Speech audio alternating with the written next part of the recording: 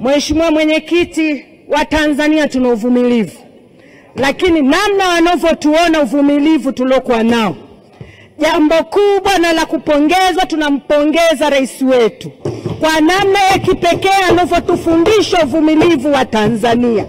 Mheshimiwa Mwenyekiti, uvumilivu wetu pia unaimarishwa na jeshi la polisi, namna wanavyoilinda Tanzania na namna wanavyofanya kazi ndani ya Tanzania. Wanatufunza Watanzania kuwa watu wavumilivu. Mheshimiwa Mwenyekiti, muda mrefu sasa umepita, Watanzania tunavumilia na tunavumilia na tena. Lakini nafika wakati jeshi la polisi, leo wabunge tumeamua kuwapongeza kwa kazi kubwa mnayoifanya. Hatuna sehemu ya kusema, kwa sababu ukija kwenye kila sehemu mama amefanya vizuri na amelimarisha jeshi la polisi vizuri. Tunachokitaka kwenu, muende mkakomeshe vitendo vinavyoenda kufanywa ndani ya mitandao kumdhalilisha rais wetu. Muende mkaifanye kazi ya kuingia ndani ya mitandao kama mlivyofanya kazi ya kupambana na majambazi wanaotumia vyombo vya moto. Hawakukushindeni na walikuwa wanakuja na vyombo vya moto. Lakini tunataka sasa muingie kwenye mitandao.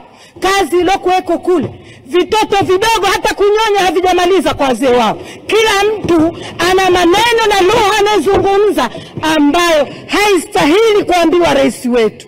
Rais wetu amekuwa akijitoa kwa ajili ya taifa hili kwa namna ya kipekee. Hakika Mungu alimuita kuwa rais. Tumwangalie kwa namna ya kipekee. Toka siku yake ya kwanza, wakati inatunga mimba yake, Mwenyezi Mungu alijua kwamba anamtengeneza Rais Samia kuwa rais wa Tanzania. Alijua fika kwamba huyu ninamtengeneza kuwa rais. Ndio maana akawa na roho ya uvumilivu ambayo hata sisi viongozi tuliokuweko humu tusingeweza kuvumilia. Alimtengeneza kuwa mwanamke jasiri. Kati ya vitu ambavyo tunajivunia pamoja na ujasiri wa mama yetu kuweza kuvumilia hali inayoendelea. Muda wote rais wetu anatuasa hala jirani. Tumevumilia majirani, lakini imefika wakati mama, tumeshindwa watoto wako kuvumilia. Tumeshindwa. Hatuwezi. Hakuna mtoto anaweza kuthubutu kuvumilia kumwona mzazi wake anatukana. Hakuna mtoto anaweza kukaa kimya kumwona mzazi wake anatukana. Mama, umetufunza tukae kimya. Umesema mzigo huu kwenye hotuba zako unaweza kubeba, ila sisi watoto wako hatuwezi kubeba. Tumechoka.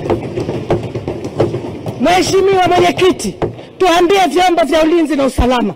Kuna kenge wa ndani alafu kuna kenge wa nje. Shughulikani na kenge wa ndani, malize na wa nje. Imekuwa kuna vitoto hata vidogo, mtu akipata uhuru. Tunao Tanzania, tunafanya tunachokitaka, lakini sio kumgusa rais wetu kwa vile unavyotaka mwenyewe. Mimi naitwa Juma, mmiliki wa magari ya usafirishaji wa mizigo na abiria. Natumia bima PAP kwa sababu inaruhusu kuweka TIN namba yangu wakati wa kununua bima. Inafanya iwe rahisi kudai vati kutoka TRA kwa kutumia hati hiyo ya bima. Uwezo wa kupata mkopo bwana. Hii inasaidia sana kugharimia mambo mengine ya uendeshaji hata kama bajeti inabana. Tumia bima PAP kwa kupiga *150*51 alama ya reli. Au kwa WhatsApp tuma neno bima PAP kwenda namba 0764166066 ujipatie bima. Bima PAP. Urahisi wa maisha.